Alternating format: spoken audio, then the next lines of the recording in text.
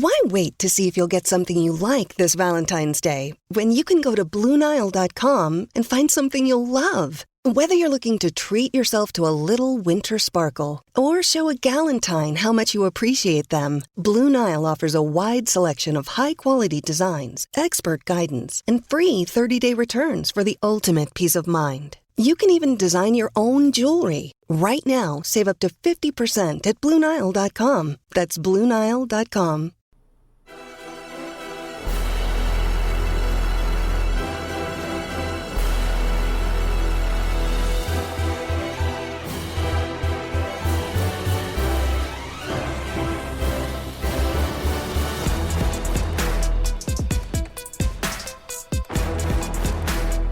American soccer fans, welcome to episode 46 of the Stars and Stripes FC podcast. Donald Wine here, co-manager of Stars and Stripes FC, your source for all things U.S. national teams, the players that comprise them, and everything else surrounding the game of soccer in America. The U-23s are in the semifinals of the CONCACAF Olympic Qualifying Championship. We will discuss their group stage and their opponent for Sunday's big game, but before we do, we'll start with the U.S. men's national team, who took on Jamaica yesterday in a friendly in Wiener Neustadt, Austria. And the team took care of business against the Reggae Boys. 4-1, the final score. It's an 8-match unbeaten streak for the U.S., dating back to that Canada match in Toronto for Nations League back in October 2019. I wanted to touch on a couple of performances that stood out to me. Namely, we'll start with the big one, to me, Sergiño Dest. His golazo was incredible. His play was incredible. The way that he was able to really play like a wingback of sorts and drive the offense forward on that left side with Christian Pulisic was amazing. And the ability for him to just kind of see the shot, go for it, and yam it from 30 yards out was simply incredible. I thought he had a terrific match against Jamaica.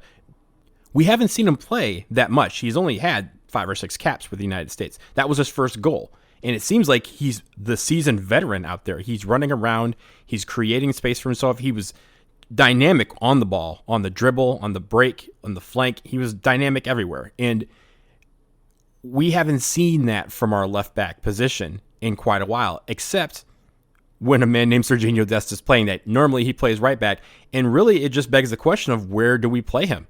He's obviously much better at right back, but at left back, he clearly has the opportunity to do things like he did yesterday, which is yam a shot from 30 yards out and bang in goals.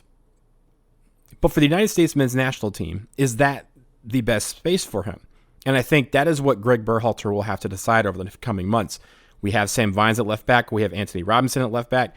We also have Sergiño Dest at left back. And whether he's on the left or the right, he clearly is comfortable at either. But what's the best spot for him for the U.S. men's national team? That's a debate for another day, but yesterday, Sergiño Dest was the absolute man and the insider's man of the match, clearly the best player on the field for the Americans. Brenden Aaronson came off the bench and just absolutely dominated as soon as he got into the game. He scored a goal. His off-the-ball runs were incredible and created so much space.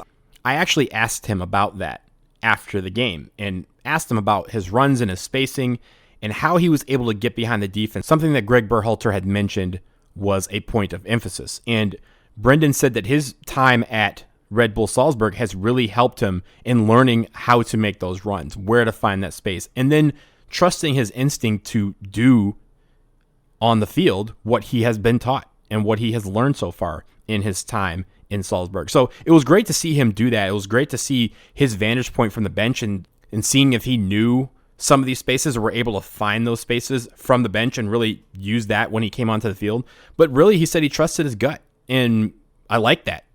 That's a great way to perform, and if you're using your gut to do that and using your instinct and finding these spaces, not only did he score a goal, but he probably set up 2 more or just created the space for several opportunities. He was very, very good, and I want to see more of him. He borderline might start. I mean, we have to talk about that conversation, but again, that's something that we have to see down the line if he moves his way into a starting position. But the sky's the limit for this kid. He's doing really well out there, and I'm really excited by what I saw yesterday. Sebastian Lletget, he did the dirty work yesterday. He combated the physicality of Jamaica with his own physical play. Like, He won balls. He opened up space for others. People have been down on him. And I don't know if it's just because he plays in MLS or people think that he's just not good enough. But he clearly is.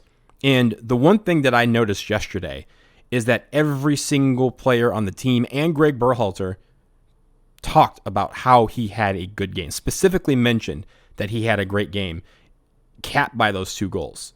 It may not be sexy. He may not be the guy that you want in the lineup, but it's clear that his teammates want him there. And they want him in the battle with him because he will take on those guys. He knows how to play physical. He's done it before. He's gotten hurt by it in World Cup qualifying back in the last cycle against Honduras. He knows how to play against CONCACAF teams. And so as a pseudo-veteran, you want to have those guys ready to play. And you want to have a guy who is going to take on the dirty work so that others don't have to. And it opens up space for our creative players to be just that, creative. We saw that yesterday. And you may not have liked Sebastian Lletget being on the field, but he was really good when he was on it. And that may not speak much to what his place in the lineup will be when World Cup qualifying begins. But yesterday he was on the field and he deserved to be on the field and he earned his spot. He earned his stripes and he played very, very well in my opinion. Finally, Yunus Musah. Yunus mentioned before the match that this camp was slightly different in that he no longer felt like an outsider. Now that he's committed to the USA, he said he feels like one of the guys, which is great. That's what we wanted. He had a great game as well, and he got the assist on Sergiño's golazo. And like Lletget, he did a lot of the dirty work. He was winning balls all over the place. He was making some great passes and runs forward. He looked super comfortable out there, and he was able to bang with the physical midfielders and defenders of Jamaica. That's going to be great experience for him because now, in a short time, he has played Panama. He has lined up against Jamaica, and because he's going to be an important part of the core of this team as we move towards World Cup qualifying, it's great for him to get on the field and learn how to battle with some of these teams that play in the mud. They play dirty, chippy, scrappy, whatever you want to use to describe it. CONCACAF is that. We all know that. And so it's great that Yunus was able to not only get that experience, but do well during that experience. Going forward, we lose Nico Gioacchini, John Brooks, and Reggie Cannon, who all return to their clubs. The other players continue on to Belfast for the match against Northern Ireland on Sunday. Northern Ireland, by the way, on an 11-match winless streak dating back to October 2019. They just lost to Italy yesterday in World Cup qualifying, and they'll be looking to get right before they host Bulgaria on Wednesday.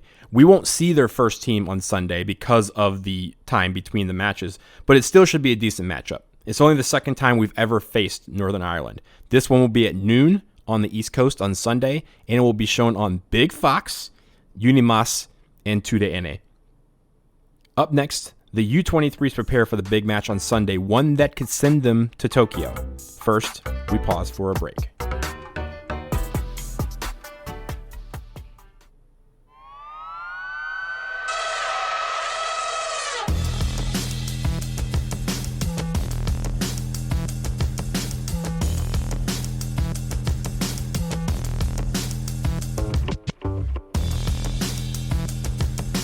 We're back, and the biggest match on Sunday is not the one we just discussed, the men's national team. We all know the biggest match is the U-23s taking on Honduras in the CONCACAF Olympic Qualifying Championship semifinals. How did we arrive here? Well, the group stage saw us finish second in Group A after a 1-0 victory over Costa Rica, a 4-0 victory over the Dominican Republic, and then a 1-0 loss to Mexico. Because of the loss to Mexico, Mexico won Group A, we finished second. So the U.S. will take on Honduras in one semifinal, with Mexico playing Canada in the other. CONCACAF, if you all recall, only gets 2 spots in the Olympics for men's football, so the winners of each semifinal, they book their tickets to Tokyo. The final means nothing. They will be played between 2 teams who are already in the Olympics. The semifinal on Sunday is the big deal. The U.S. has played pretty shaky so far, but they did enough in wins over Costa Rica and the Dominican Republic to get out of the group and set themselves up for the match they want to win, the semifinal. It's the same situation they were in 5.5 years ago at the last Olympic qualifying tournament, with the exact same semifinal matchups. U.S. versus Honduras, Mexico versus Canada. Back then, the U.S. lost to Honduras 2-0 in Utah. they will obviously want to do the opposite on Sunday. But of course, the history that they have with Honduras is not a good one. They've never beaten Honduras in the knockout stage of an Olympic qualifying tournament. Never. 4 matches, 4 losses. However, the team has been preparing for this one chance to send the United States back to the Olympics for the first time since 2008 and just the second time since 2000. They're going to have to play a lot better. I think we all know this. There has been some trouble with possession. There hasn't been a lot of creativity in the midfield or the attacking third. Mexico really exposed that the other day. They'll have to play better than ever before in the match that counts, which is Sunday. Everyone needs to be ready. The chemistry on the field has to be there, and they have to overcome the history that precedes them and get the win over Honduras. This one's going to count, and a win will get them into the Olympics. The U-23s take on Honduras Sunday at 6 p.m. Eastern Time. That match will be in FS1. Let's go, kids. Let's get to Tokyo. That will do it for episode 46 of the Stars and Stripes FC podcast. Don't forget, please make sure you subscribe wherever you get your podcasts and rate and review. We appreciate it. If you have questions, drop me a line, ssfcpodcast@gmail.com. We'll be back next week. Enjoy the weekend of soccer. Go, go USA. Take care, y'all.